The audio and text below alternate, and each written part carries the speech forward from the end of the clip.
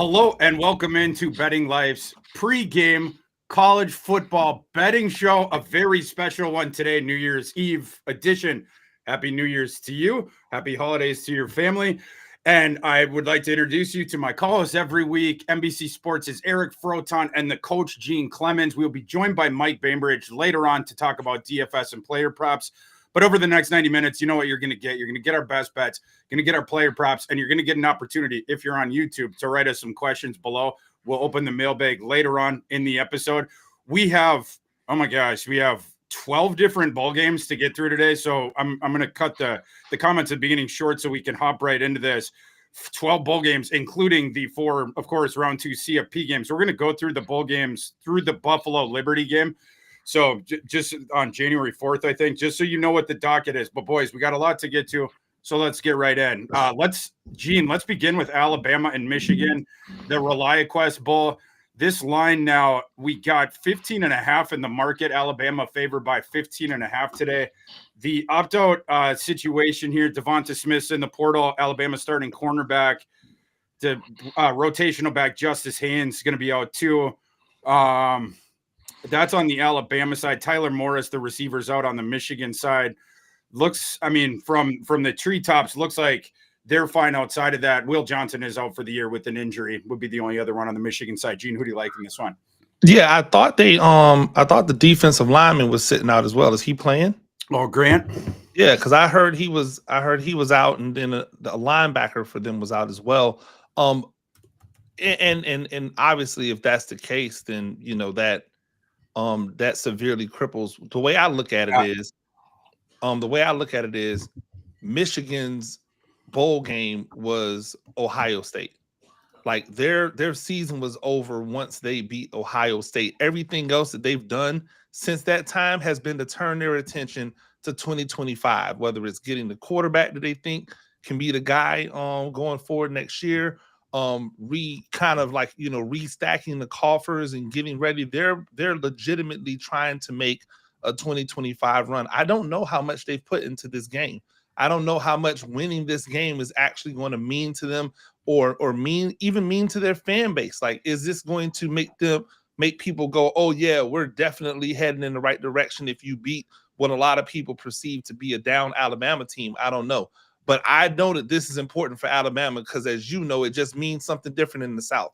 And if Alabama goes into this bowl game and they lay an egg versus Michigan with their starting quarterback out there, a guy who a lot of people believe is a first-round talent at quarterback out there, that's going to say a lot. And Kalen DeBoer's seat, which already is starting to warm up, is going to get even hotter. I think Alabama comes out.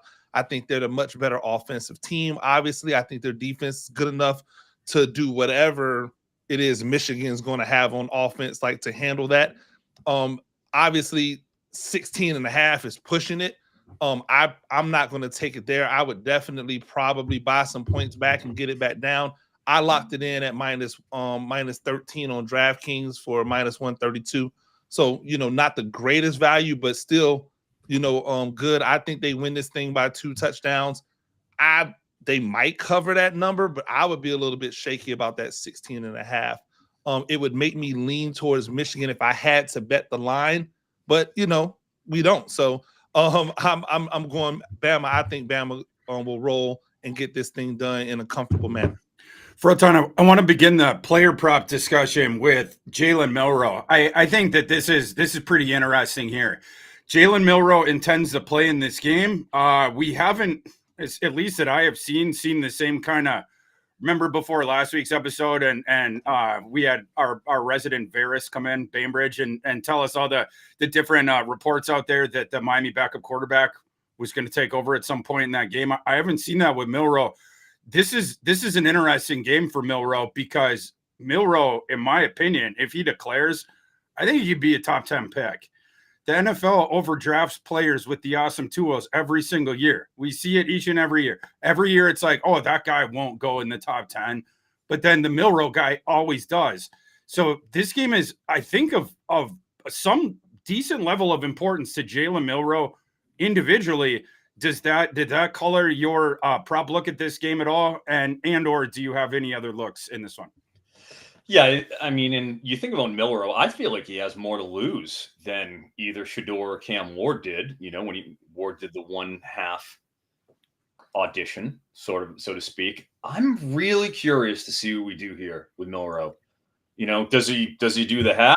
Does he go until it's time? Okay, they're up enough. Let's go and take them out. How much running is he going to be doing? Yeah. Right? Because we know that with Milroe, we've cashed. I know his last 2 times he went over 100 yards, we cashed both of those ladders. It's against Auburn and against LSU. Climb to heaven, Froton.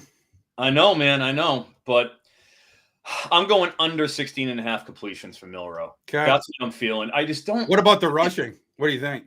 I'm laying off it. Okay. I wanted it. I thought about it. I can hear. I think script could go against us here. I can hear in your voice that you're more shading that towards like, what if he gets pulled early? What if they don't run him as much? He doesn't want to run as much because the pre-draft process could be coming up. What if it goes the other way? When did Anthony Richardson become a top 5 pick? I'll tell you, it was the day he tested in Indianapolis. Yeah. Like, the athleticism thing, it matters. And if he goes out there and he's just running wild against this Michigan defense, and then after the game, I'm declaring for the NFL draft, there will be some buzz there. And I would certainly, if I was Jalen Milroe's agent, I would say, dude, you are testing. If you go into the NFL draft process, there used to be a different thought process about this. Anthony Richardson has laid it out. How do you do this if you are an ultra freak of an athlete at the quarterback position? Yeah, so I totally understand. I don't blame you. And if you're looking at Michigan, as Gene kind of got into, Graham and Grant, both of them out. Barham, maybe. I mean, we'll see when he gets out there. Josiah Stewart, he's definitely out. Outside linebacker Derek Moore, we don't know what we're getting with him either. That's a compromised front. That's a tough front, and that was the soul of their defense this year. The soul of their team? Yeah, of their team. Because we know Will Johnson was out with an injury. He's not going to be around. Like, I understand why the line has continued to creep up. Where I'm going with this is I do think that you're going to see Alabama run a little bit more. But I don't know how much Milroe gets, but I do think we'll see plenty of Jam Miller. He's up there at 65.5 yards. I didn't take an over position, but you can't take an under, right? What I like is their number 2 running back, Richard Dick Young, Alabama. So stupid. Over 0.5 touchdowns. Bet online right now has it at plus 325. Yeah. He's taken the Justice Haynes rollover. It was basically a 50-50 for most of the year. Then we saw Jam get 16 carries last game, but still Haynes gets 7 and gets it in the end zone. Young has scored 2 touchdowns on his own in 2 of the last 4 games, and he didn't even see the field, barely, in the last 2. I think with him assuming that running back 2 role at 3.25, 325 to 1 to score a touchdown, I think that's a pretty good shot against this Michigan front. And I got one more touchdown for you. This is more of a long shot. Yeah. We're going to go with the Florida Marlin Klein. Tight end, Michigan. Colson Loveland will not be playing in this game. As we know, no tight end in the country outside of Tyler Warren got more targets than Colson Loveland. And Harold Fannin, with all due respect, but he's a G5er. He's listed at plus 600 to score a touchdown. I think, given the fact we don't have Tyler Morris, starting wide receiver, we have no Colson Loveland, we don't have either of the running backs for Michigan, I think it's very possible we could see Mr. Klein get some action, and he got 2 catches last game. So I'm assuming he assumes that Loveland role. If they score, he's got a great shot at 6-1. Little sprinkle. So that Klein kid, his number was already starting to move. We're at 18.5. Is that what you're seeing? 18.5. Yeah, that looks about right. Actually, I saw on PrizePicks he's up to 25, 26.5. 18.5 is a pretty good number. I'm looking at PrizePicks. He's 18.5 right now. He's 18.5. Okay, so that dropped. I had seen him up there in the 20s, and maybe it was just on the dashboard as opposed to PrizePicks. I could be talking out of my posterior. But I can't blame you if you want to go over 18.5. He hit that last game. And we had Loveland out there. So, I don't see any reason why. I don't think that's particularly a stretch at all. Man, I got no problem with that. You didn't mention the Davis Pickle Bryn Warren over half of an interception. Yeah, dude. I'm seeing 18.5. It's 18.5 on BOL, but I'm seeing 25.5 in some places, 22.5 on Caesars. Quite a difference. Yeah, 18.5 on Prize Picks, but 23.5 on Sleepers. So I think you got value there at 18.5. Absolutely. Love it. Let's move to our next one today, and we'll be hitting the CFP games in a bit here. But next, Louisville against Washington. This line we have had a flip where Louisville was the short favorite before. Now Washington is favored by a point. Gene, who do you like in this ball? I don't like either team, particularly in this bowl. I do think that the lean here is on Louisville. I think that they have a better road to a victory, but I'm not betting aside in this one. I think this one is one of those ones that it's bowl season, like one of those it's bowl season, so anything can happen type of lines. Like we don't know exactly who's going to be out there and what they're going to be doing. And obviously you guys are the prop gods. I'm sure there's some interesting props in this, but as a side, I'm staying away from either one of these. Froton, that going into the props, and this is a game where the opt-out situation has affected it. Of course, the on the Louisville side, Shuck is out. Shuck, where did he transfer again? I get all confused now with everybody moving around. Or is he's going to the NFL? Shuck is going to the NFL. He can't be held in the college anymore. Well, come on, Shuck. Don't tell that to that Miami tight end. No. We got a couple, yeah. But Shuck out, Ja'Cory Brooks out, Amari Huggins Bruce out. Louisville also has a couple of defenders out, including their good corner Quincy Riley. Looks like on the Washington side, a couple starting offensive linemen out, including their starting left tackle, who Froton, he's going to be living in my neighborhood next year. He's coming to Minnesota. I can't mention the NIL negotiations or to what degree that he wants involved. To check out the pond. He does want to check out the weird playing some ice hockey out there. Cam Davis came over here as well. But it looks like their offensive line could be a little bit down. But the Louisville side, and that's where they have taken the hits. I think that's why you see the favorite of this game change. Did you see anything in the player props? Yeah. For one, we have Damon Williams, who's starting for Washington. The Diamond. So with no Will Rogers, RIP, it was a good run, Will, but sure got benched last game against Oregon, and it was clearly time to turn the page. And that obviously will have an effect on the passing game. Definitely the running game. He ran 22 times last game, Damon Williams. And he came in relief of Rogers. He still got 22 totes. Ran for 7 yards, but it was Oregon. I like. Do we got a rushing attempt on him? Do we? Probably not. Dude, no. I looked. Okay. You have to take the over. I don't know what you'd set it at. My gosh. But I'm on the other side here. I'm looking on the passing side. It's not so much Damon Williams, but it's his receivers. We know that Giles Jackson is going to get absolutely pounded. He's going to get at least 8 targets. He's going to catch at least 5 passes.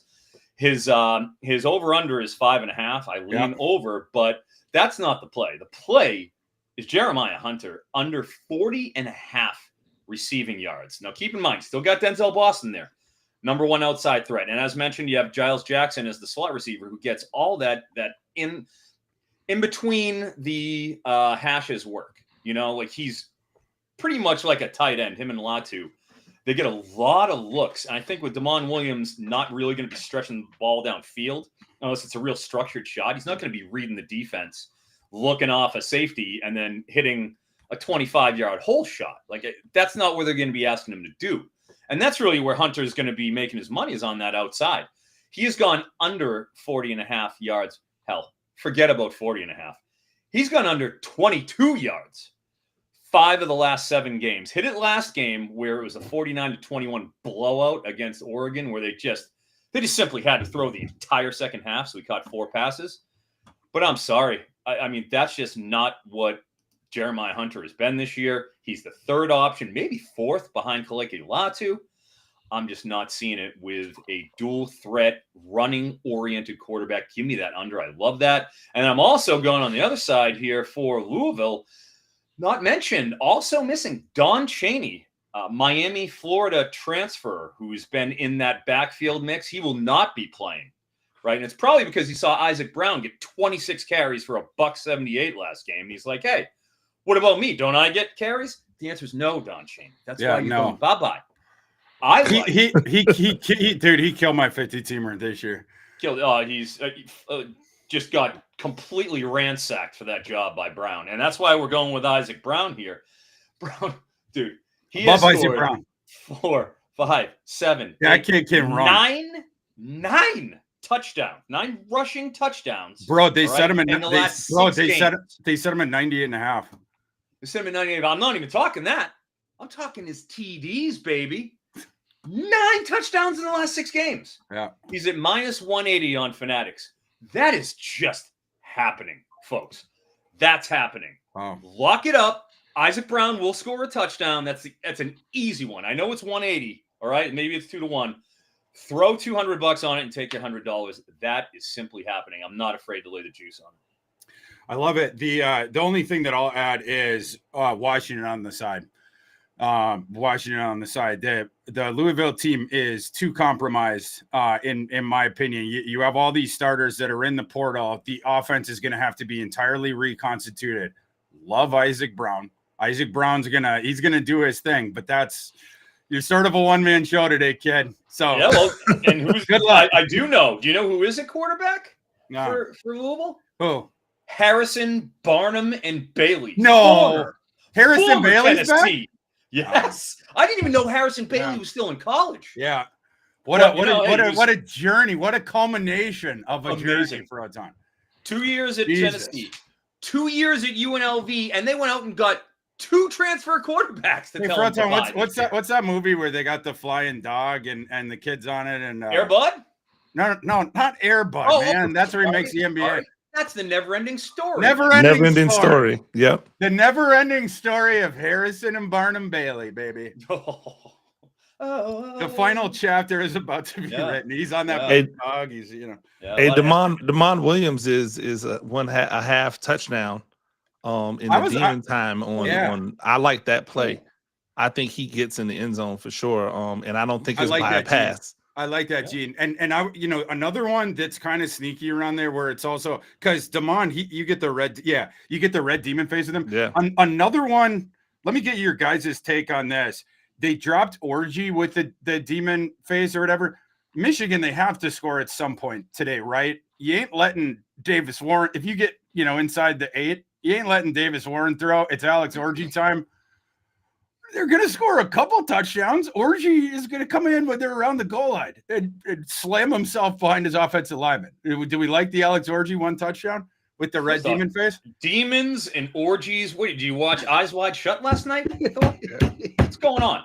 You listening to that Justin Timberlake album? We're big Kubrick fans here. We talk about Dr. Strangelove a lot. This is the second. We've always been big. Yeah, we've always been demons and orgies in Minnesota. That's crazy. That's crazy talk. This is what happens the last show of the year, right? Yeah, when you pop one up on a Tuesday. We're officially off the rails. So we'll move to the next one. The Citrus Bowl, South Carolina and Illinois, 3 p.m. Eastern on ABC today. We have Illinois is out at starting guard. And they also, Pat Bryant has opted out. The NFL, receiver, right? Yeah, the NFL kind of likes Pat Bryant. Who was it? Is it Galko or Nagy? One of the two. They were like, they put out a couple weeks ago, like, the guy that, I'm hearing more about, that, Pat Bryant. People love Pat Bryant. So monitor his process. And then on the other side, South Carolina, they had the nasty pass rush all year. And to some degree, they should still have. But Kyle Kennard, the guy that they have brought in on the one side opposite the true freshman freak in the portal, he heading to the NFL. Rocket Sanders, Rocket Ken, he is also gone. He's heading to the NFL as well.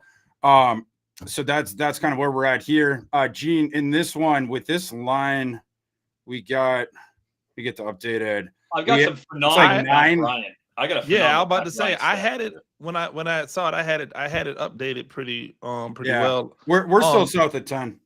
Yeah, I I think that I'm rolling with South Carolina. I think that they have more people in place. I think it's going to matter more to them. I know that Illinois was kind of like beating their chest that they didn't have many opt-outs, but they're also not dynamic. So I don't understand why they're like, oh yeah, we didn't have any opt-outs. I'm like, yeah, you're struggling with Rutgers, So I think South Carolina's defense, while it will miss, that some pass rush, I think that the guys that they have behind them are guys that are really uber athletic dudes that are waiting their turn. I know that they're going to be without Rocket, but if you look at their backfield, they've got other 6'1", 225-pound running backs just waiting to get their chance. They've got 3 dudes that are upperclassmen. 2 of them, I believe, are seniors or senior-esque, and they're going to want to jump on the radar today. And when you have a quarterback like they have, where you can't pay attention to just the running back, you've got to pay attention to the running back and the quarterback. It's going to make those lanes a little bit wider than what Illinois is used to up in the Big Ten, where you don't have a lot of those guys out there. Like who's the running quarterback? Who's the quarterback that's getting it done with their legs in the Big Ten on a regular basis outside of Orgy, right? Like they don't even run Drew Aller like that. It's a completely different style, a different dynamic than Illinois has been used to going up against all season. It's going to be difficult for them. They're going to be explosive plays on the South Carolina side, and I like this game to be a 1-touchdown game until probably late in the third quarter, where I think South Carolina starts to stretch it out and get this thing to a double-digit lead. I like South Carolina in this one. Froton, heading on over to the player prop market here with. We'll start on the side of Illinois with Bryant out. I mean, we're getting a lot of targets, Mr. Franklin. Yeah, I would think so. Yeah. And when it comes to Pat Bryant, there's a reason why the scouts have been keying on him. I've got a great stat. Pat Bryant, 19 of his 54 receptions have gone for 20+ yards. That's a 35% explosive play rate, 5th best in the Power 4, just for the record. So we're talking about, I would say, unquestionably their most prolific playmaker, and he's gone. And that's the differences between Bryant and Franklin is Franklin was the short yardage guy. He's not explosive. It was pretty much the exact opposite. He essentially played the Isaiah Williams role, Franklin, while Bryant reprised the Pat Bryant role. And another thing with Franklin, too, just 5 catches on 14 red zone targets. It's like you keep failing where you need them the most, you're going to get less opportunities. And it manifested with just 6 of his 51 receptions went for 20+ yards. That's the 7th lowest among full-time Big Ten skill players. So you have the real dichotomy between the 2 receivers that are just 2 completely disparate skill sets. Props-wise, yep. Josh McCray, running back, Illinois. I love this one. Okay. The other running back there, Lowry or Lockery. I know it's spelled Laffery, but I don't know how to pronounce it. Valkyrie, right? It's Aiden Valkyrie Lowry. Ride of Aiden Valkyrie, right? Yeah, indeed. Straight out of Apocalypse Now. And Bielema has the eye patch on. Remember when Tom Cruise is like, we have initiated Valkyrie. That's Bielema. Sudden amendment. Well, that's a different way. I was going Apocalypse Now. Okay. Ride of the Valkyries. Yeah. Robert Duvall, of course. I'm old school. Josh McCray, right? Yeah. Is just pretty much a stock and trade between the tackles pounder. Yep. You go to Lockery when you want to throw the ball. You go to Lockery when you need a big play. You want to go to the outside. He's been the home run hitter. And frankly, he ran for 170 yards last game. So I know McCray had over 40, but my God, he's clearly been marginalized. Yeah. What I like is his receiving yardage. He's listed at 6.5 pretty much across the board. He has cleared 6.5 receptions exactly 1 time in the last 6 games. He caught 2 against Oregon because they were getting craboppled. It just doesn't fit his skill set. I think when you look at a guy, even if he catches 1 pass, it's flares. They're not designing plays for Josh McCray. It's just a safety valve type thing, and he's not getting past. He's not getting 7 yards on any of those. So I love that scenario. Mazeo Bennett, wide receiver, South Carolina. Okay. Gage Larvadane is the slot receiver, the starting slot receiver there. He is on the depth chart. He is playing. Mazeo Bennett got 8 snaps last game. All right. You're going to put him up there at 22.5 receiving yards? Show me. This is them projecting that they think he's going to play more, but Larvadane is on the depth chart. Yep. So, I mean, I can't help but parse what's going on. 17 snaps to 8. He more than doubled Mazeo last game. Give me that under. Prove it to me. I think they go and they just keep in mind, right? They're playing Illinois. What does Illinois suck at? The answer is run defense. 129th in rushing success rate, 130th in opportunity rate, and a disgusting 134th. 12% of their carries go for 0 or negative yards. What are you going to... I would run it right down their throat. Sellers exactly what I do. Sellers is at 50.5 rushing yards. Down their throat. Well, I'm going to save that because he's my best bet. He's my best bet. Of course. I mean, you could have. Okay. Of course he is. Okay. Did you want me to tease? No. Okay. I'm just letting the folks know. I didn't mean to step into the kitchen, but I will. It's all right. And on the way, if you want to take a speculative, sprinkle on Oscar Adaway, he's been like, if you go back and you look at how the carries were distributed, Raheem Sanders is the bell cow. It's undeniable, right? The only other guy who even touched the ball in the backfield was Oscar Adaway. And you get 5 to 7 carries spelling Sanders. I don't see any reason why he wouldn't be the clear go-to guy. No one else even touched the ball. So he's at 55.5 rushing yards against this pathetic Illinois run defense. Look, I don't blame you if you're going to go and take an over. Sprinkle a little bit on that 55.5. I think it's more likely not to happen. But I'm not, there still is some conjecture about how they go and spread out the usage because we haven't seen what happens when Sanders is in. I think we see Adaway get 12 plus. Should give him 55.5. I think it's worth a speculative sprinkle, but not, go buck wild on. Oscar Wilde Adaway. The world is but a stage. Do you know who Hadaway is? Hadaway is a legendary. Is this an eggnog thing? 90s one-hit wonder. Hadaway. Okay. The legendary song, What is Love? Oh, Baby, now you got me. Roxbury. Don't hurt me no more. Yeah. And don't hurt us, Oscar Adaway. Doug and Steve Butabi. Emilio. It is literally New Year's Eve, all right? Hey, they were at the phone booth. We have to be Adawaying at the club tonight with all your Adaway money. Froton, he tipped the hat to Emilio when they were at it was a good time. And I'm down with South Carolina in this game, laying it. I like the direction of that program. I don't think they're going to miss Rocket much between the replacement they got and then more topically. And I don't want to get into your kitchen for a time, but I think you're going to see. The only way I think you're going to see Dr. Strangelove running a little bit in this game. Our boy, and this is like that program loves him. Sellers, and next year they think that they're going to be good. I think this is the game where they're like, all right, Strangelove, get out there, do your thing. You know what I mean? I think this is a Sellers game. Hey, sneaky, remember, there's no fighting. This is the war room. Hey, real sneaky play. Joshua Simon, the tight end, over Joshua Paul Simon. He gets pounded with targets. Pounded. He gets targets going out of style. That's their receiver on the team.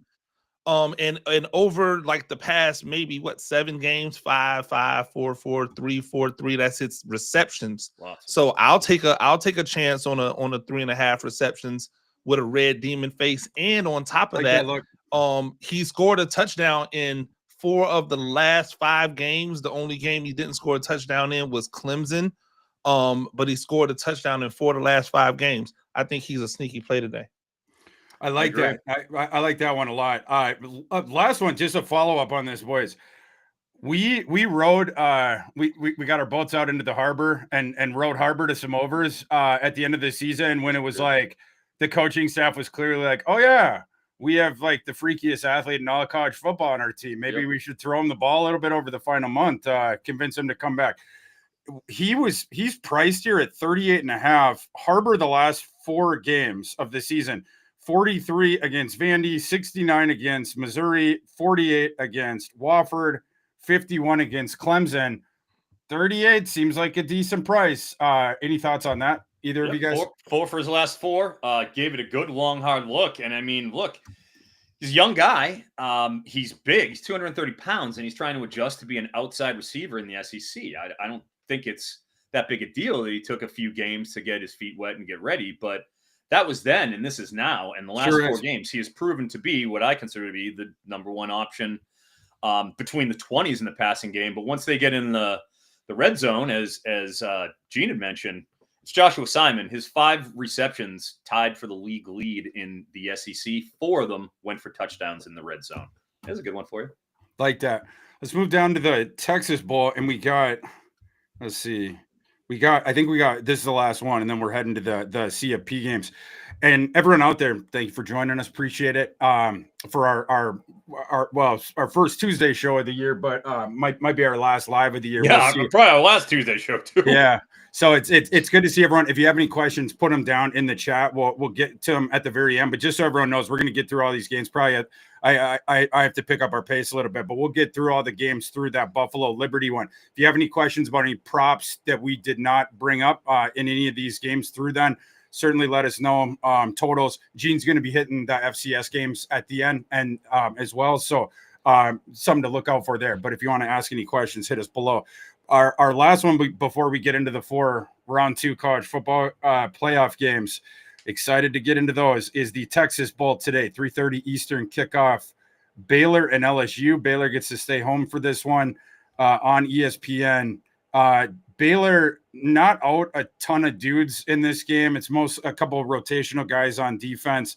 LSU out CJ Daniels, the wide receiver that they had imported over this offseason. He is heading to Miami. They're out a starting safety as well that went to Ole Miss. Backup linebacker also went to Ole Miss. And then the bigger opt-outs for the NFL, Will Campbell and Emory Jones. So both of your stud offensive tackles there are gone. Mason Taylor, our boy Froton, we have to wish him good luck and happy trails. And then Kyron Lacey, Major Burns as well. There's a lot on the LSU. LSU is way more down in this game than Baylor is. We have a live line on this one of Baylor. Is it Baylor minus 3.5 now live here? Yeah, we're at Baylor minus 3.5 live in the market. Gene, who do you like in this one? I'm not on any side in this, but I am on the total. I think this very similar to what I said earlier in the year, but definitely now this game has overwritten all over it. LSU struggles versus the run. Baylor can run the ball pretty well, and then they have the ability to pass it. Baylor struggles against the pass. They couldn't stop anybody from passing on them all year.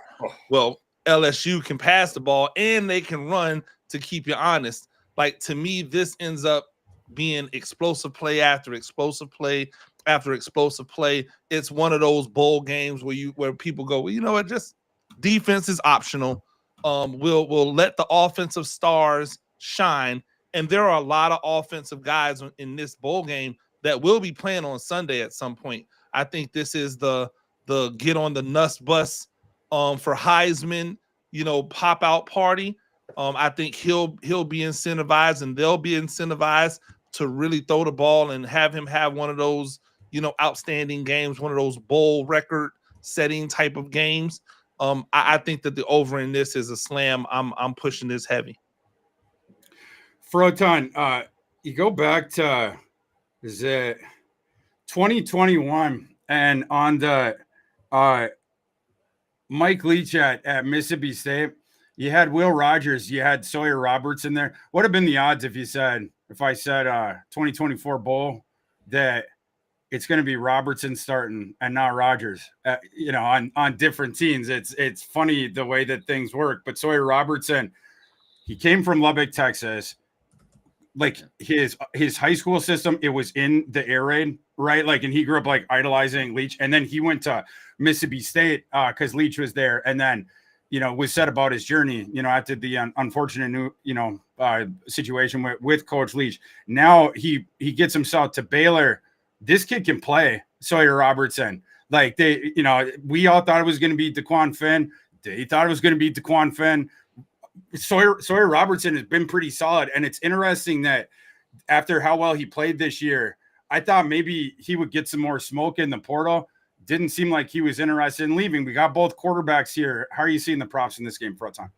Yeah, you make a great point about Sawyer Robertson, and it's funny. Why would you bring in DeQuan Finn, a true dual threat quarterback, to run the air raid system? They found out that wasn't the best idea, but hey, he wanted to go to Baylor, so they took him. But Sawyer Robertson's been really good. We've made a pretty nice amount of money off of him, off his overs. We kept giving us reasonable passing lines on Sawyer Robertson all year long. It's a fun system with, that's a fun system they run. Yep. Quietly top 15 in play rate, in terms of plays per second and plays per game, top 15. You wouldn't think of a Dave Aranda team being like, oh yeah, they're out there ripping off plays. They are playing very fast. Now they got Bryson Washington, who, man, you can't even, he's at 1.5 touchdowns. Like, you can't even get a reasonable line on his half. It's the old Bryson Daly. Yeah. You can't. It's just like he is going to score a touchdown. That's happening, and deal with it. He's really been great. So, I mean, their offense, not what I'm worried about, is their defense. And as Gene had alluded to, I mean, it's just their pass D is brutal. 121st in defending explosiveness. 120th. 21% of passes against Baylor go for 20-plus yards. Brutal. I mean, just abominable. This is a Power 4 team. Yep. I just can't. You look over there at LSU. Okay. Yes, they're missing Kyron Lacey. We're missing Mason Taylor. All right. It's a couple of important guys. And Kyron Lacey is temperamental. He was, he'll make the sensational catch. He'll drop an easy one. Like, I'm fine with him. It's not as big a loss as I think is, what is kind of being made out to be. Still got Aaron Anderson. Still got Chris Paris Hilton. Yep. Still got Caden Durham, who has been known to take a swing pass and house it. Yeah, Caden Bull Durham. Caden Bull Durham, of course. Garrett Nussmeier has said he's going to be back, right? So this is who he's going to be working with, and he's going up against this pass D. He's not going to be opting out. He's going to be throwing. Garrett Nussmeier over 267.5. I like that. I think he's going to be 275 in some places. I just think you got to go. I think you get points, and I think they ain't going to stop scoring on Baylor. No. So, I'm riding the Nuss bus, just like Gene mentioned. Give it to me over Garrett Nussmeier. Yeah, I mean, I like it. Gene, by the way, while we were talking, Joshua Simon's number went up. Oh, see, don't doubt it. Don't doubt it. Don't doubt it. They listen. They listen to this. I love it.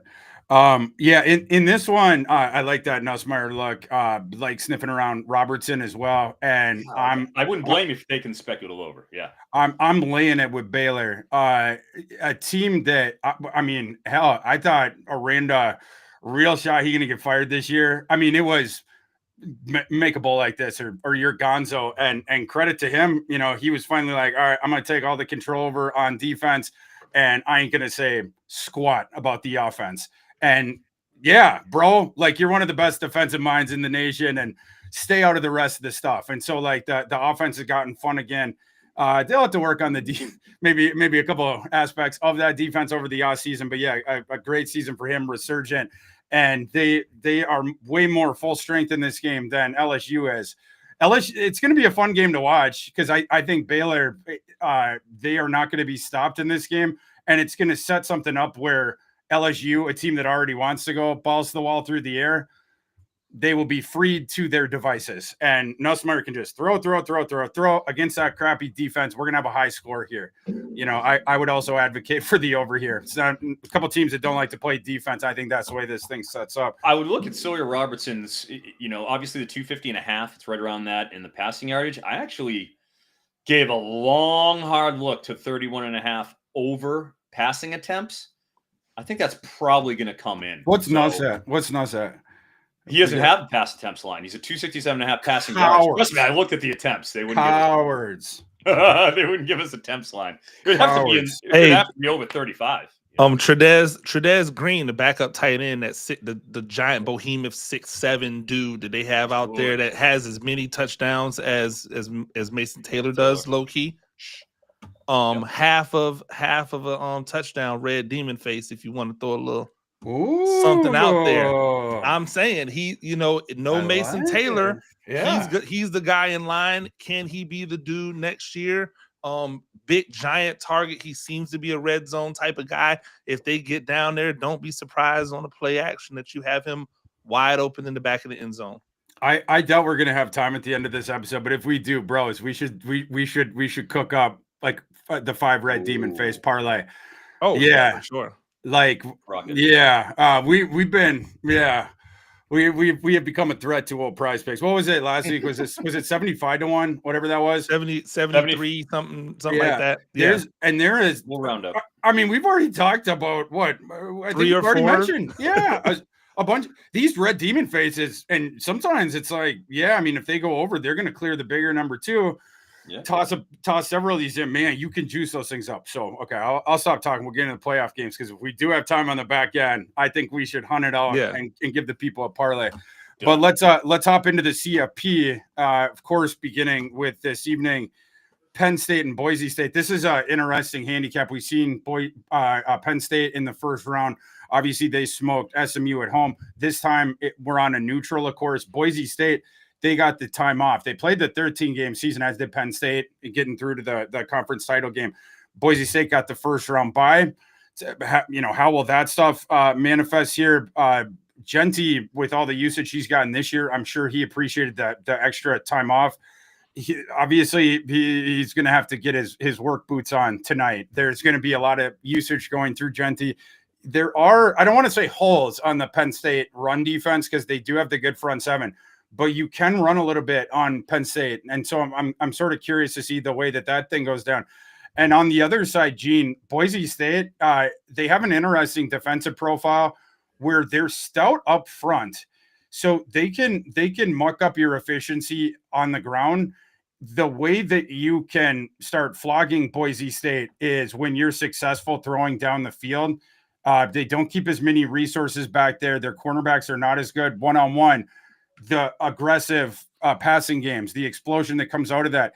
What's interesting is, at least on the surface to me, Gene, and I'm curious what your handicap is, but like sort of the treetop on-field handicap here. So I was getting into it over the past week. It's like I kind of like the way that Boise State, especially for an 11-point underdog, I kind of like the way that they match up on the field here against this Penn State team. Right. I don't know. What's your take with Penn State minus 11 in this game? So I tend to agree with you. In my look at this is Minnesota, right? Like when I think about the profile of Boise State, I think about Minnesota. Minnesota, at the heart of what they want to be, is a really good running team that plays solid defense. Quarterback makes plays, doesn't beat you, try to limit the mistakes type of thing. Defensively, I just don't know if they're going to be able to hold up versus Penn State. And that's my biggest caution on it. I'm more inclined to take Boise State with the number because Penn State has a history of making these games harder than they have to be, right? Like these types of games where it's like, Penn State, you're clearly better than Boise State. Go ahead and blow them out. Penn State, you're clearly better than West Virginia, and yet you're in a dogfight with West Virginia. You're clearly better than Minnesota, yet you're in a dogfight with Minnesota. Yeah. I feel like that could be the thing. And like you mentioned, Penn State, for as good as their defense is, they are a little bit of a sieve when it comes to the running game. You can find holes in that defense, and talented running backs have been able to put up yards. Like teams have been averaging somewhere close to 100 rushing yards on Penn State. And now you bring who a lot of people believe is the best running back in the country into town. He's the best friggin' running back in the last 20 years of the country. Maybe. Fresh Off of a week off and being able to well, not a week off, but fresh off of a few weeks off. He's had time to get himself back in shape from the banquet tour, the awards tour, where you see a lot of running backs end up putting on pounds and not being their best self. He's had enough time to kind of get that off of him and get healthy again. Yep. I would lean Boise State on the line here. My play on this game is on the over, because I think that Boise State will score enough that Penn State has to continue scoring. They can't just go to that, we have the lead, we're going to get bland and vanilla and just try to get out of here. And 53.5 on out there for everyone that's interested with that total. Yeah. I'm on the total. I think this ends up being a 30-something to 20-something type of game where maybe Penn State doesn't cover the 11.5, but they win by like a touchdown or 9 points or something crazy like that. And even if they do cover the points, I still think that Boise State will score enough. I think they'll score enough to where that total has an opportunity to go over. Love it. Look for Maddox to throw one stupid pass that ends up in the hands of a Penn State player and gives them an opportunity to get a cheap and easy touchdown. I think that's ultimately what takes this game over. Yeah, so I'm taking, obviously, as I allude to, taking Boise State with the points. The running matchup there with Genty against that Penn State front seven, and Dave Jean was alluding to, Penn State's rushing defense, 46 success rate, 37th yards per successful rush, 42nd opportunity rate. Interestingly, 118th power success rate. I don't know, 45th in yards per carry after contact. Genty's been known to be pretty decent after contact. You ain't getting him down in the first contact.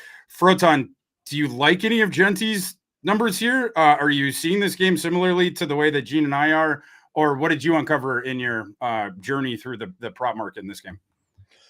Well, just a few fun facts here on the Boise State and Penn State side, since I like to color these playoff matchups the best we can. Maddox Matson has completed passes of 20 plus yards on just one of his 56 passing attempts on third and long this season. Okay, that's seventh worst of FBS quarterbacks. And that's important because dealing with Penn State here, who has allowed 40 plus yard passes on just 4 of 478 4 of 748 pass attempts dating back to 2023. You just don't throw over the top of this Penn State defense. Good luck. But where they're vulnerable is against the run. Currently, Penn State is 0-5 against the spread, and that's what we're looking at, when the opposing team rushes for 100 or more yards this season. That is tied for worst in the FBS, and the national average is 43% win rate. That is a huge marker here. Now, the question I have is, can Boise State assert themselves on the line and do what they want? Can they get Ashton Genty out there? I don't know if that's the case. What I do think happens with Genty, and this has been put out there, I think our boy Trilly Belichick put it out, one of the prop Twitter aficionados. 1.5 receptions is what Ashton Genty is listed at. You going over that? I know he hasn't been doing it much this season. They haven't really had last game. But last game. Yeah. And if you look at the previous season, right? We're going to go against Tennessee again. Yeah. He had 50 receptions, over 50 receptions in 2023. They changed the usage on it just to juice up the rushing because they want to send him to the Heisman. But last game, when they need him more, okay, Ashton, we're going to let you use as a receiver more. This game, I'll go further than you, Froton. He's going to blow his receiving yards out of the water today. It's time to bring the full Ashton Genty out of the garage, right? I mean, we have seen the stud runner most of the season. That receiving element, again, you can't give him 50 touches a game, right? And so to give him the 30 carries a game, they took that directly out of his receiving ledger. He's going to get it back in this game. He is going to be a big part of that passing game, in my opinion, today. 19.5 on the red face. Yeah. 19.5 receiving yards on the red face demon. And it's juiced. It's heading in. Take the 1.5 receptions and it's in. Yo, stay tuned at the end of this. We're about to put together a red We're about to put the craziest parlay of all time. But yeah, that's Gene. You might have to take notes like as we're going to remember I'm trying to put them down because we might have to go quick at the end. But yeah, that one's gonna head in there. Froton, I got one more. I like Drew Aller under 25.5 passing yards. Frankly, I think you see more of a run script here. That's because I think they want to control the clock. I don't think they want to let Genty get loose. I think they want to wear this team down. That was kind of the closest they came to really getting beat up was the first game against UNLV, and that's really what they did. They stacked the box against Genty, and they tried to shorten it and just grind out long drives, right? And it worked up until the last drive where Boise State ran the clock out for 8 minutes and 6 seconds. That's not happening against Penn State. So I think that Penn State can control the game. I think that they're either going to be able to sort of beat up Boise State a little bit, and I don't think that Aller is going to have to go and gas it up. Longest 25.5. They don't want to do this. There, 39.5 yards. So yeah, I mean Boise State does struggle down the field. So we'll see how that one goes. I'm on the points with Boise State. We got 3 games, college football round 2 playoff games tomorrow, January 1st. So let's get into those now, boys. We have about 34 minutes left, so we got to pick up the pace a little bit. Arizona State and Texas tomorrow is our early game. This line's coming down. This one was at 14 at the start, and for a while, get down to 13.5, we get down to 13. Then the market's like, what are we going to do on this? We broke in the seal again, the threshold. We're down to 12.5 in this game now. Gene, I agree with the line movement here. When this came out, I think I was talking to Claudia on the show, like right after these matchups came out. We seen the 14. My line in this game is Texas minus 11.5. I think Arizona State, there's a couple things in the matchup where they can turn this into the rock fight that they want to and potentially keep this one closer. At least that's how I'm seeing it, but it is getting closer to the margins now. My line being 11.5. Now it's at 12.5. You really don't have any line value there anymore. So you're kind of out there by yourself. How you see the handicap of this one, G? Who you like?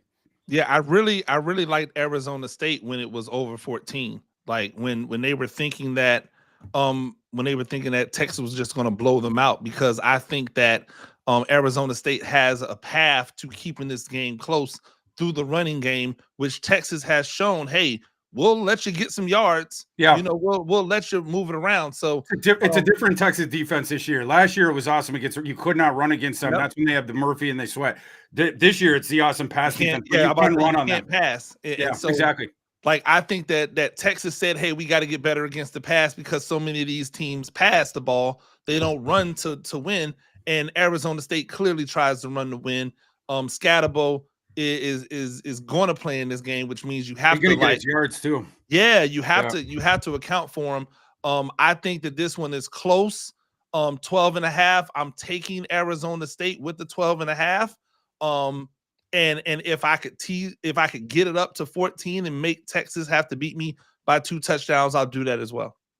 Yeah, I don't think that one's coming back in the market, but I'm with you, man. Even at the 12.5.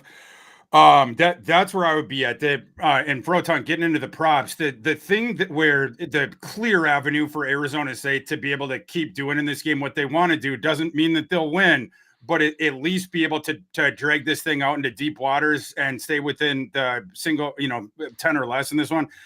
Texas, their run defense this year, 61st in success rate. Last year, they were probably 1 or 2 in that metric. Opportunity rate, 82nd. Stuff rate. Important thing playing Arizona State and their offensive line, and Scatterbo, who is going to break all billion tackles, 70th. The things that Arizona State is really good at on offense, Texas is not quite as good at stopping them. Texas' pass defense is elite. Might be the best in the nation. Arizona State don't care. Jordan Tyson ain't playing in this game. They're not allowing Levitt to throw down the field. Just is what it is. And like in the last game, even with these sort of constraints, they were able to move the ball. On that Matt Campbell defense. How do you see that going? Is there anything out of this where you found some good angles here in the prop market? Yeah, and it dovetails a little bit what we were talking about in regards to the run game. You know? And like you said, we're talking about Texas, arguably the top secondary. Yes, at worst, the third. Not a good run defense. Yeah, there aren't 4. Right. There aren't 4 better pass defenses in the country. So, I mean, and it's obvious. No Jordan Tyson. He's at 100.5 rushing yards, 27.5 receiving yards, 143 if you combine the on underdog, the rushing and receiving combined. I am not on Scandabo. I'm on somebody else. Is that right? Who are you on? Sam I Am Levitt. Wow. One of the most underrated quarterbacks in the country, in my opinion. Stop I love Sam Levitt. Jesus. I can't help it. I think he is rock solid. Dude, He's turned got around Arizona State. How bad was Arizona State last year? I think maybe Pathetic. Kenny Dillingham and Scatterboo had a little to do with Kenny Dillingham Anyway, is a hell of a schemer. You're absolutely correct. we digress. No, you're absolutely correct. Yeah. Great schemer. But with Levitt, right? His over-under, it's 10.5 rushing yards. Oh, yeah, that's good. That kid's have athletic. to attack Texas this way. That's right. Right? That's right. This is a good angle. Yeah, thank you, my friend. Yeah. But, keep in mind, he got hurt, on October 11th. Before he got hurt, he had blown away this line. In fact, he had gone the first 6 games. The lowest rushing total he had was 22 yards, and that's because that's the game he got hurt in, right? He's been a little more conservative since then in the next 5 games. Arizona was a 49-7 blowout. He ran the ball 4 times. They didn't have to do anything. They laughed at Arizona is all they did. BYU was tough. He only had 8 yards. Oklahoma State was another complete blowout. They didn't have to do anything. But when they have to play, when they have a tough game, and when the script's in their favor, they're running Levitt as often as they can, and they're doing a lot of RPO stuff with Scatterbo, because otherwise, what do they have without Jordan Tyson?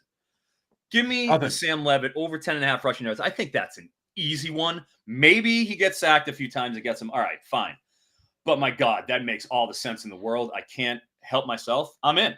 Over 10.5 rushing yards. Next, Shimon Mateer. This also goes what we're talking about. No Jordan Tyson. Who gets the targets, right? Shimon Mateer currently at 18.5 or 22.5.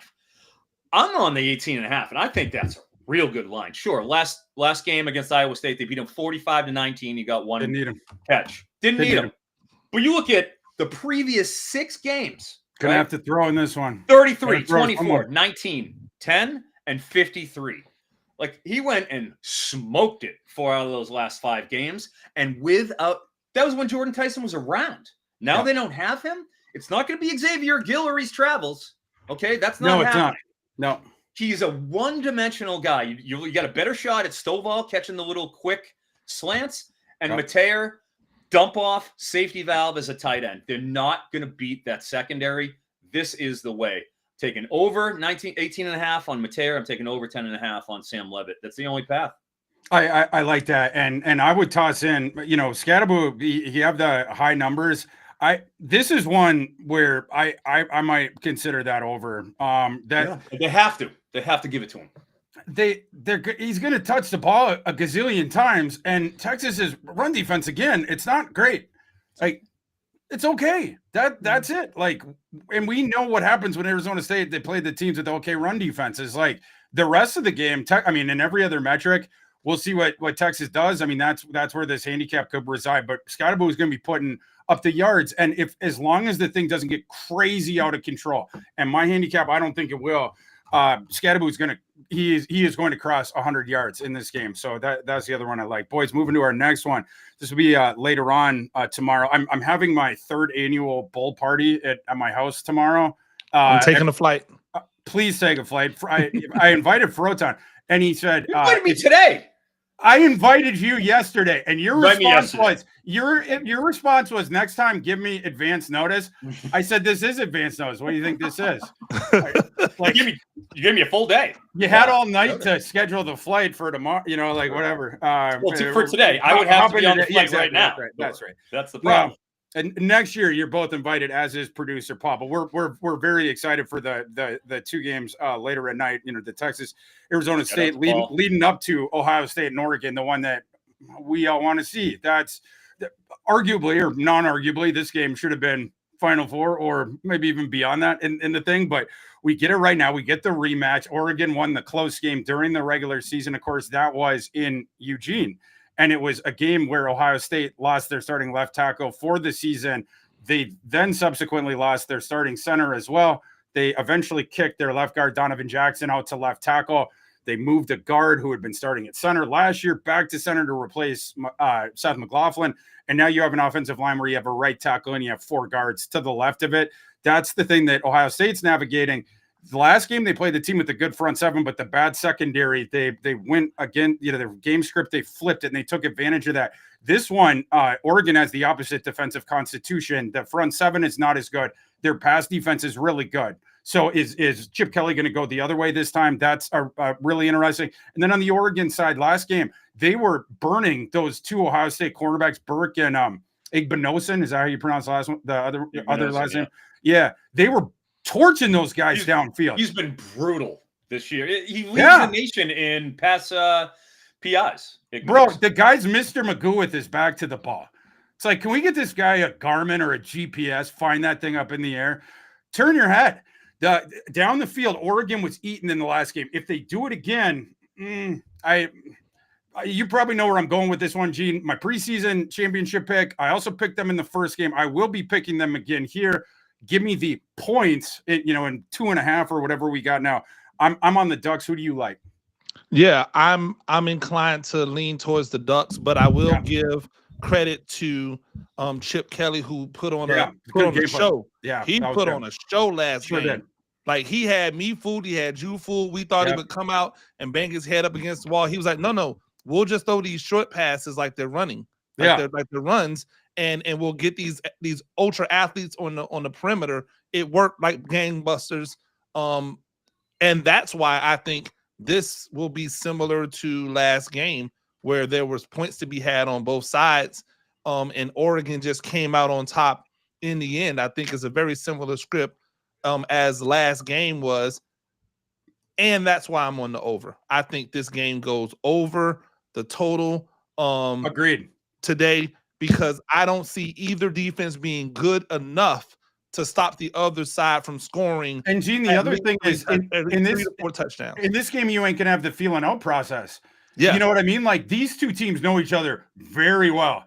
And these coaches have been thinking now for over a month of, like, when I get another crack at those, we're going to be doing this. Because last time we prepared for it all week. We tried this. This thing worked. That thing didn't work. I think this thing could work. We tried this time. Like, yeah, I think we are going to see aggression out the gate in this one. They're going to get right in the center of the ring and start throwing. Yeah, immediately. Yeah. So, Froton, bringing us to the props, Gene and I think that this is going to be a high-scoring affair. I like how Oregon's passing game, how they match up in this one, and Ohio State, they should be able to run again if Chip Kelly wants to go back to that more of the normal game script prior to the Tennessee game. What'd you find the prop mark in this one?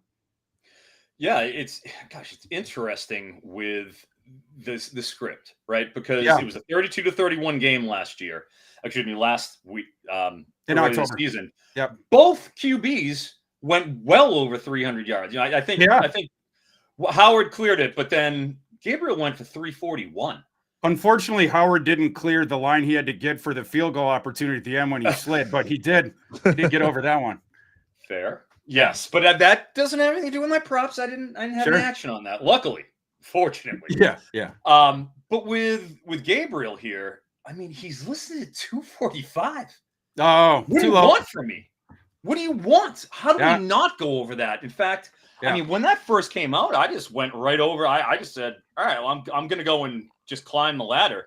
And I'm not A-framing it. I went up the big boy. We called up the fire department for that ladder. Went up to 300. Wow. As high as we could go. You brought the fire department ladder in. Brought the fire department ladder in on that one. Yeah, okay. We had to go. No A-frames on this. 300 plus. We got 4-1. I think it's around 3.5 trading right now. It's going to get worse. What's his demon face? 299 demon. 299. This 299 and a half. This is gonna get tossed into a demon parlay. All the way up. Yeah, as it goes. Yeah, you have to do that. So I'm in on that. I also like Igbuka. I got him at -134. He was on Bet ESPN over 4.5 receptions. Dude, when it's time to go, when it's time to gas it up, it's Jeremiah Smith, who is working that sidelines, making one-handed catches while stiff-arming. Like, how he's able to do 3 things at once: track the ball, completely ward off the defender, and just casually let it just float into his arm. I mean, it's unbelievable. It's ball tracking and physicality. But Igbuka is the one who really does it between the 20s and is the one that is moving the ball. Nice, sharp manipulation on his routes. Like excellent route manipulator. He's savvy. He's always open. Give me the over 4.5 receptions. I like that. I'm gonna go with one more. I know this is over. I can't take unders in this. We gotta go like Noah Whittington over 28.5 rushing yards. Look at what he did last game. Okay, him and Jordan James. Jordan James isn't going to get 40 carries. Nope. And they're going to have to run the ball. They're going to have to try, to some extent. Oregon, this is going to be points on the board. Whittington last game went over 80, and I put it out last game. Still hasn't really increased. Still only at 28. He's at about a 40% share right now in terms of snaps. And he's done nothing but get better as the season has gone on. What number we got on him? 28.5. Give me the over. Okay, love it. And for me, Oregon, and I love the Gabriel passing. We've already seen this, and it's the only path that they have to win this game, right? I mean, they got to abuse those Ohio State cornerbacks again, and you would project the Oregon receivers to beat them one-on-one again. Just is what it is. So that's my favorite look in that one. Boys, moving to our last one here, Notre Dame and Georgia. Pretty fascinating handicap here. You have Georgia, a team that had a flawed offense as is, the running game would disappear, and then it's Beck. Now you throw a billion times in a game. Now Carson Beck is out for the year. So we're going to get Gunner, John Stockton in this one.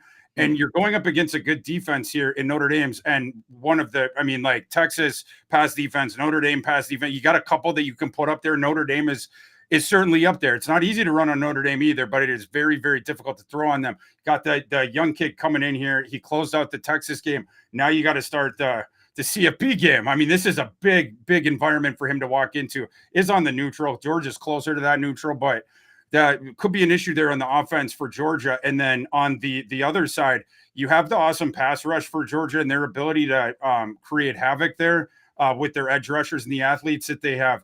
Be interesting to see if some of that, if Notre Dame is able to neutralize any of it by using the thing that we have found to be the kryptonite to the aggression of those athletes on the Georgia front all season long, the quarterback mobility. Run. Yes. The teams that Georgia has faced that have the quarterbacks that can run, those quarterbacks have shredded Georgia on the ground over and over and over again. Everyone out there who watched our show all season long, remember what my prop bet of the year was? It was over on Peyton Thorne rushing against Georgia. Milroe went over friggin' Brock Vandegrift, who, by the way, doesn't even play the sport of football anymore. He went over Brock on Vandegrift, Georgia. guys. R.I.P. We won't get any more Brock Vandegrift lines. They get ripped on the ground by quarterbacks. I probably telegraphed one of my prop plays, but Gene, who do you like in the side of this game? Let's just keep it simple. This game is going to be a rock fight. Georgia, been here, done that. I think that's the edge. The coaching staff has been here, done that. Not for nothing, Gunner Stockton, who is green as far as playing, he's been in the program for 3 years. So he's been going up against that Georgia defense for 3 years. So he won't be frazzled by Notre Dame's defense. He's been going up against Georgia's defense for 3 years. I think he comes in, he does just enough. They find a way. It's only a point. And if you're saying it's only a point, I'm going to go with the team that I trust more. I trust Georgia more than I trust Notre Dame to get it done. I think they just make one more play than Notre Dame does. Froton, heading over to the props here. Riley Leonard over on the rushing. Yeah, last time against Indiana, people will recall on this show, what was it, a week ago today? Or no, not today. Was it not this past Saturday, the one before that? The Riley Leonard rushing had gotten pushed up. Was it 52.5, 53.5 in that game, Froton against Indiana? It was something like that. It had gotten steamed up to that by the time we record this show. I love the under that day because Indiana is good against running quarterbacks. They prioritize taking that away. We had seen that over and over again this season. It was further bullish when Cignetti comes out and tells a pregame reporter, we're going to take away Riley Leonard's legs. That was the opposite scenario. So that's the fade Leonard, especially at the price that had gotten up to. This time around against a defense way worse against quarterbacks and running in Georgia. Like you're talking about Indiana is one of the better teams in the nation at suppressing that, taking that away. Whereas Georgia, you would be in the bottom third tier of the FBS in terms of doing that. And yet Riley Leonard in this one, his rushing total is 34.5. Yeah, there you go. You're 20 yards beneath the Indiana one. For what reason? What is the justification? Where is the logic in this? Froton, are we no better than the beasts in the field? What is going on here? Over on Riley Leonard. It's another overreaction line. This happens all the time. It happens even more during bowl season. Back and forth. Yeah. Yeah, they're scared shit. I mean, they're scared of putting out, a bad line. That was the Felix the Cat Potvin type save there, Froton. Well done. It was a close one. But yeah, they're petrified of what we'll do to them. And this is the reason why. They go and they overreact, overcorrect, and then they give us a nice, solid over opportunity there, and we'll take it. Mm-hmm. And we got some other opportunities. I got another one. Let's hear it. That I think is being overlooked. That, I don't know what they're thinking here, because Travis Etienne. Yeah, right? Did you see? Yeah, 83.5, is it? Yeah, 83.5. It was like in the late 70s. It steamed up a little bit more, which is fine. But I'm on a little different tip than we're probably thinking here, right? Keep in mind with Trevor Etienne, October 19th at Texas, 30-15 victory, 19 carries, 87 yards, 3 touchdowns. Gets injured in that game on October 19th. We don't see him again until Florida on November 2nd. Only carries the ball 7 times. And he plays on November 9th against Ole Miss, which is a blowout. Only carries the ball 6 times, right? They got smoked 28-10. Because they abandoned their run. On ice. They just kept him on ice. He was injured on October 19th, and those 2 games he came back where he wasn't right. However, his last game, the regular season, was November 9th, and then they shut him down. December 7th, he gets a full month of rest. Comes back against Texas in the SEC Championship, goes 16 times for 94 yards, 2 touchdowns, catches 5 passes for 28 yards. If you don't count those 2 games on the 9th and the 2nd, which he did, he was just out there to kind of, get his feet wet again. He wasn't really playing. He was injured. Travis Etienne has 2, 3, 1, 2, 1. We're talking about 8 touchdowns over his past 5 games. Yep. Okay. He is the guy. And we saw it too. Nate Frazier's the only other option they have. He's a true freshman. Kirby doesn't trust him. Trevor Etienne is going to be rode hard, put away wet. He's going to get all the carries. And if they score a touchdown short yardage, it's going to be Travis Etienne's. And if we look at the trends, he's done it every single one of the last 6 games where he wasn't injured. He's listed at -115 to score a touchdown, anytime touchdown on BetMGM. Even money, essentially, just a regular bet. Take it over. 1.5 touchdowns, Travis Etienne. That's getting in. Last one. Yeah, gotta go quick. Dylan Bell, our friend, right? I don't have to belabor the point. We took him last time. Yeah. 2 targets, caught a hard 0. Yeah. And now we have Gunnar Stockton. I watched every pass Gunnar Stockton has ever thrown in his college career, especially Texas, right? Yep. Structured throws, quick, 1 read, did 0 reading. Everything was within 15 yards of the line of scrimmage. The only one that was even close to that was a prayer when he was rolling right and just heaved it up, and lost some luck. He caught it and dragged his foot. Everything else was structured. On his passes to the left side, he freaking crow hops. All right, Froton, we don't have time for the okay. Yeah. Well, it looks like he's an outfielder, and he takes a big jump and then he throws it. I like that. That is going to get somebody killed. I don't know. They're going to see that and be like, "Oh, okay, we know when he's going to throw the quick out." Hey, Froton, you know the under on Dylan Bell, 29.5 receiving yards, down to 26.5. Yeah, we got it. Good. You know the guy that we love that threw that way last year, John Rice Plumlee, our boy, JRP. Yeah, absolutely love. I loved when he do the crow hop and just throw his whole body into his. Had to get every last ounce in behind that feeble arm. Yeah, sure did. That's Gunnar Stockton too. He's at 170, which, given I think they're gonna have to throw to some extent, it's pretty reasonable. But man, I don't think you're going to see Georgia running the ball at 122nd standard rate on standard downs, like the 122nd standard down run rate. They're going to have to run the ball more. They just have to. Yeah, for sure. Yeah. So those are our bets for that one. We got 4 other games here, and boys, these ones we're really going to have to go quick because we got about 10 minutes left. So we're going to do these rapid fire, the last 4. Moving now to January 2nd, Ole Miss, Duke.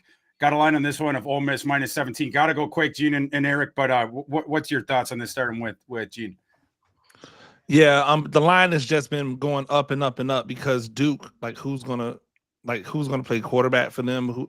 What's the motivation for them to win? They're looking at 2025. If I was going to lean aside to this, I'm going to lean Ole Miss because they're going to want to put on a show.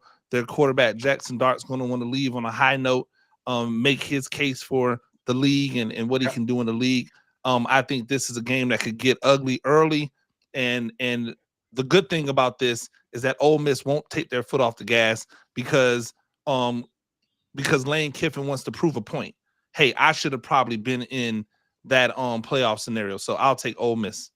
I like it. My line on this one, Froton, Ole Miss minus 17.2. The market has gotten there with some of this movement. Speaking of movement, the Duke quarterback shuffled out. We're going to get the backup in this one. Mensa is the Mensa Academy member. He coming in next year from Tulane to take over as starter. But Duke not 100% in this game.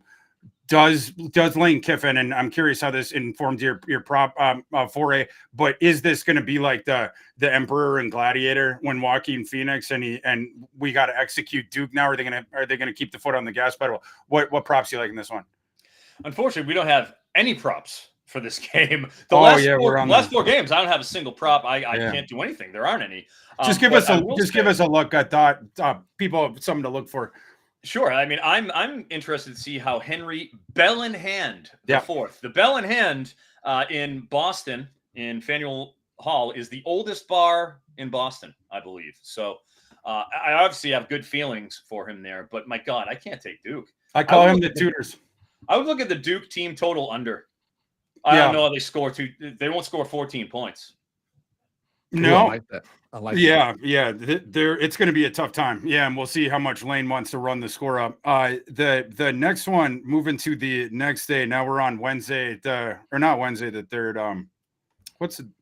Is it Wednesday the third? No, Thursday the third. It's like Thursday, Friday the third. Friday the third. Because tomorrow Friday is the the third. first. I'm better at college football than I am calendars. But anyway, we moved to Wednesday. Where Wednesday we got two bowl games. North Texas, Texas State, kind of an interesting one in the first one. Boys, I'm just going to group these two together because they're more minor. And then the second one, my local Minnesota Golden Gophers against Virginia Tech. Line in that one, Virginia Tech, Minnesota laying 7.5. The Texas State, they're laying 13.5. So that one's got a little bit up there. Gene, run through your thoughts on those two games and what side you're on. Yeah, I'm on North Texas side. I'm not on North Texas side. I'm on Texas State side. If you know, North Texas lost their starting quarterback, running back, and wide receiver. They lost the starting quarterback, the top running back, and the top wide receiver from an offense that plays at hyper tempo. So people need to kind of be on clicking on all cylinders. Also, funny little tidbit: North Texas quarterback who just transferred out is the son of Texas State's offensive coordinator. So he probably gave him a little bit of jewels on the way out. So I like North Texas. I like Texas. You're talking about Morris. Yes. Yeah. Yes, Chad Morris and Chandler Morris, I think. Chandler Morris, the quarterback, Chad Morris, the dad. So I like Texas State to beat North Texas going away in this. Shout out Cortland Sutton. Shout out Trey Quinn. Shout out Pony Excess and SMU. Mr. Morris. We'll see if he gets a head coaching job. Rice doesn't get any love, Thor? Come on now. No. There's been some. Hey, shout out Shedeur. I'm not Shedeur Sanders. Shout out to Deion Sanders Jr. too, by the way. Shout out grad. Shout out Deion Sanders. Froton, just give us general. Obviously, the prop lines aren't out for these couple that are going to be on. It'll just be on Wednesday. This is Friday. It is Friday. Okay, thank you, Gene.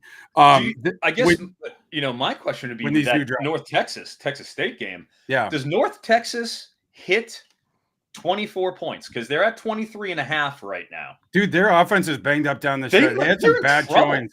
Yeah, and they're short on personnel here. Do they get to 24 points? I don't know. I mean, I'm taking a look at that. I think I'm leaning under there. And on the other side, Minnesota, Virginia Tech. You want to talk about missing people? Look no further than Virginia Tech. They don't even know where they're starting at quarterback. Both of them are injured. I don't think we'll see Kyron Drones. He was real banged up. I mean, I don't know. Do we get Colin Schlee? We don't even know what we're getting there. All right. Could be Pop Watson at quarterback. Pop Douglas Watson, Froton. Pop Douglas Watson. I just cannot I can't back Virginia Tech. I think that Minnesota has an easy time scoring points too. Over 25.5 points, I think is worth a look. Minnesota, they have some excitement for next year. They got a little bit of momentum. They also like, I mean, this is early, but they like their quarterback, Drake Lindsey, the young kid.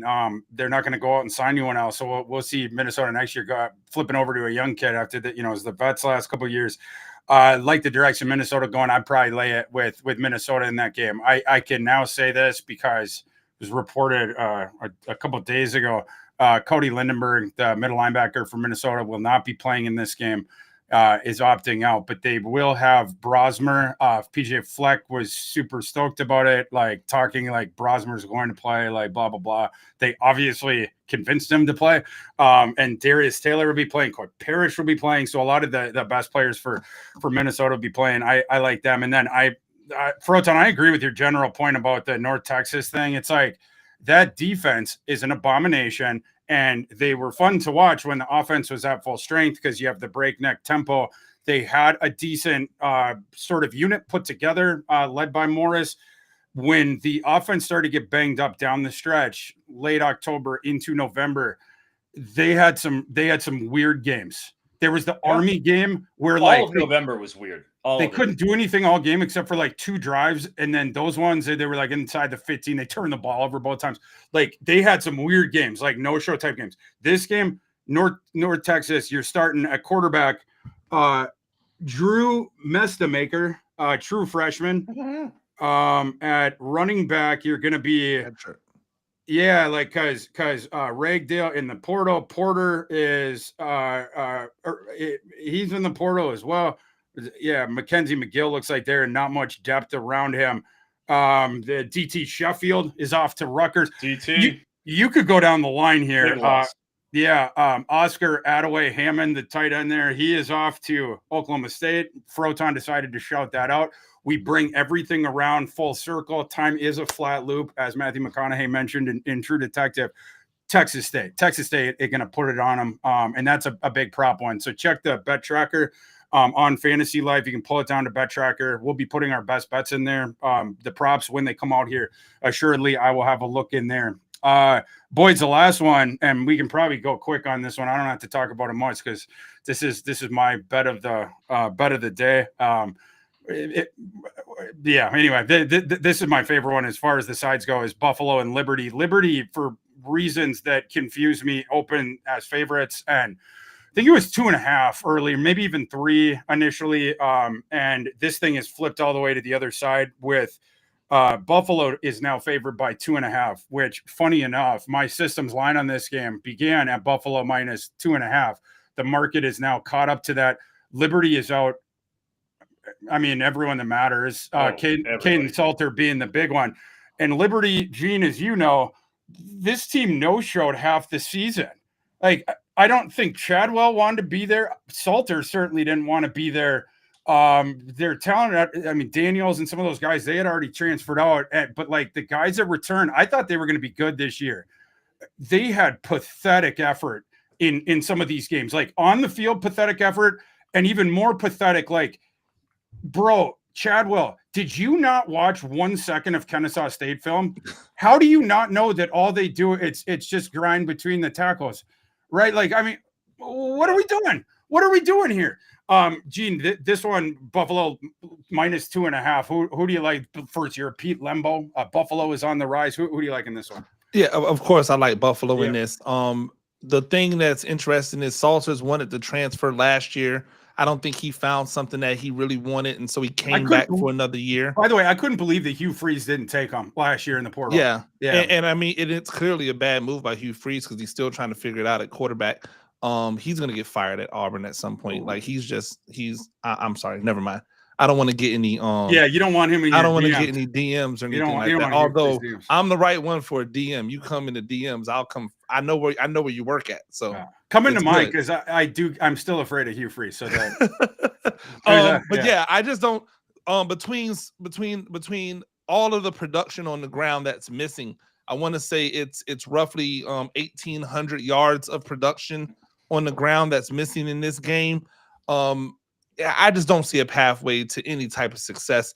2.5 is small. I think it'll probably be 6 by the time we get to this game on the weekend. I like Buffalo to roll in this. Froton, you're down with Buffalo. Do you have anything just really quick? Because we have to do the. I'm looking at my Twitter. I'm in Buffalo as well. Roll dimensions or whatever. Yeah, people are demanding. We got this red demanding the 6-leg red demon parlay. All right, boys. Let me get this out the way really quick. Go quick. FCS championship is next Monday. North Dakota State versus Montana State. Montana State is the #1 team in the country. They've been awesome all season. To me, this thing comes down to quarterbacks.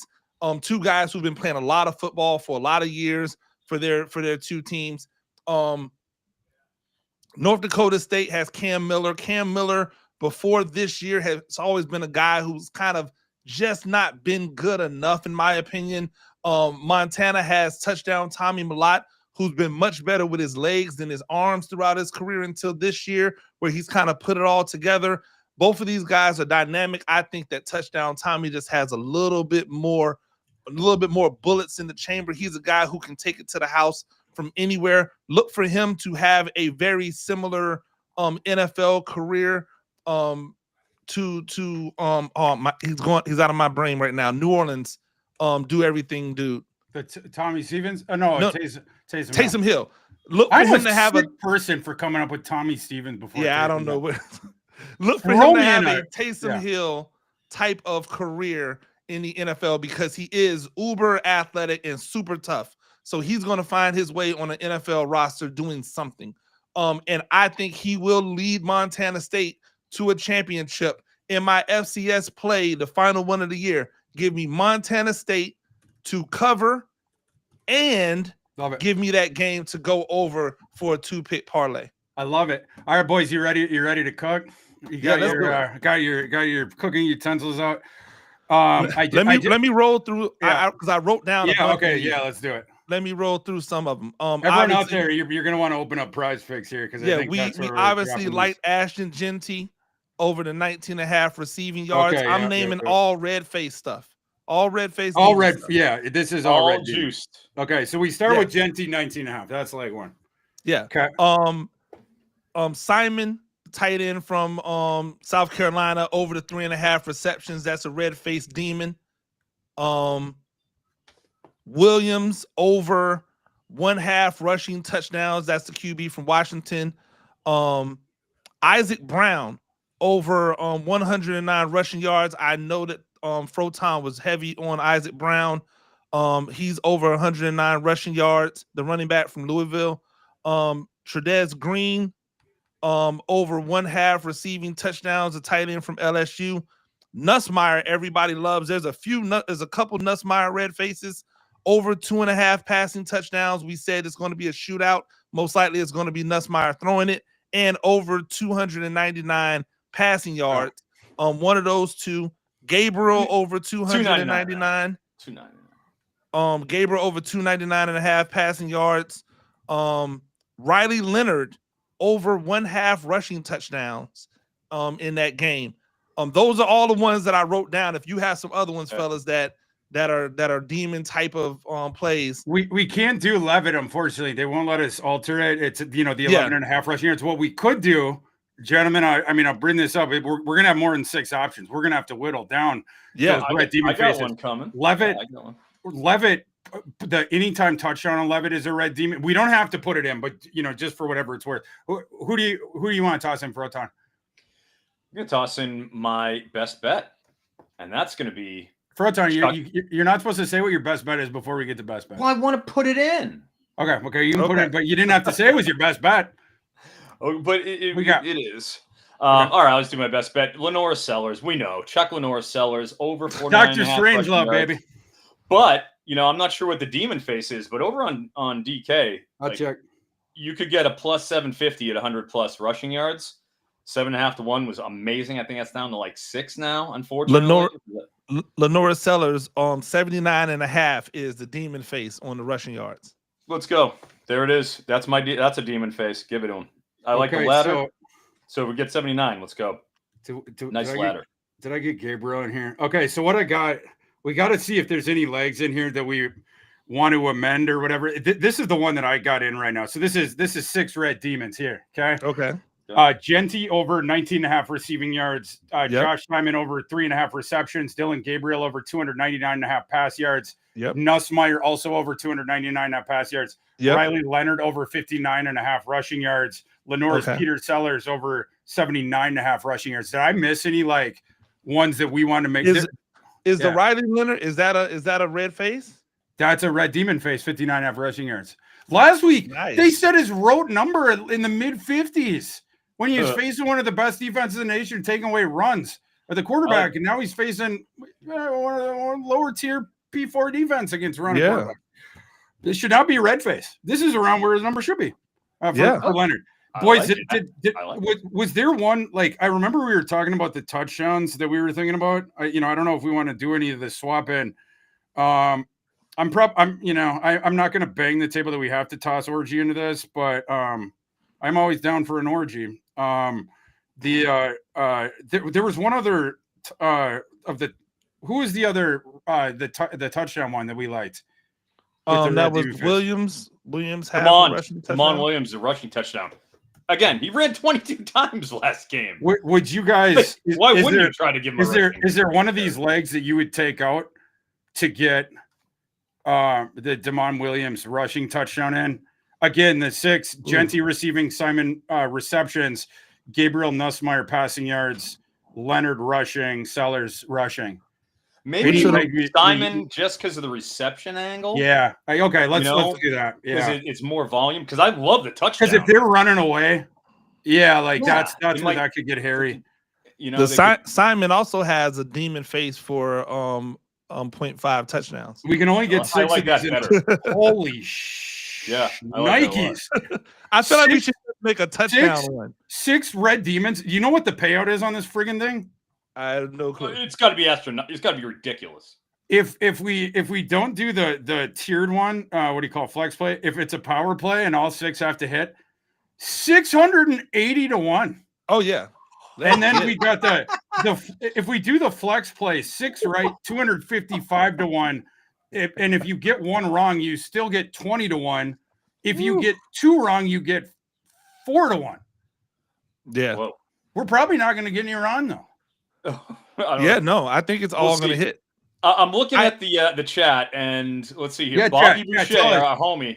We gotta let Chad have a square. Like, who are they liking? Did they have any advice in there? Bobby said, take Leonard and Simon out. Yeah, he didn't like the Leonard one there, Bobby. What else we got? Guys, throw it out. We're keeping Leonard in. We're keeping Leonard in. Okay, yeah, that is a we got to. One. Yeah. That's you my. You picked the wrong one to go with there. Yeah, absolutely. Yeah. Pick the wrong day to stop smoking. Pick the wrong day to stop sniffing glue. I'm telling you, I like the play, and I'm almost going to probably throw another touchdown one in because it's just a lot of really good ones. I wish we could go eight red demon faces. Boys, do we feel okay do about 5 out of 6? Can we flex play it and still get like 400 to 1? I don't know. Hey, the other dude with trade as green, right? The LSU tight end we like. The trade. Would you rather have the red face on him for the anytime touchdown or Damon Williams? What do you guys think? Probably Damon Williams because he has the ball in his hand. Yeah, more. He's going to have more opportunity for either designed runs or runs where he's supposed to pass it and then just decides he's going to run. Should we pull up for Sellers? Sellers running against the tutty, or should we just keep as we got? I'm fine with that. I don't know. I don't know if we should overthink it.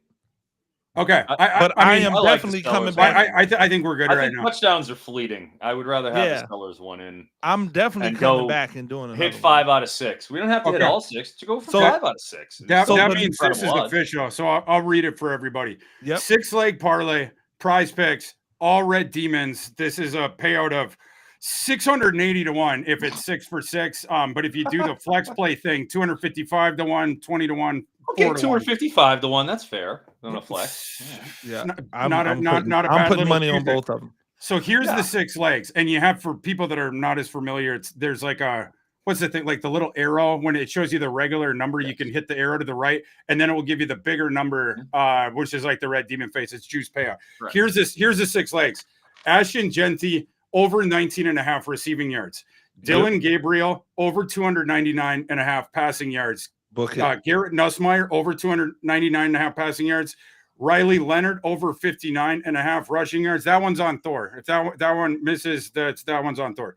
Lenoris, but it ain't gonna miss. Lenoris Sellers 79.5 over rushing yards, and then last leg, Damon Williams anytime touchdown.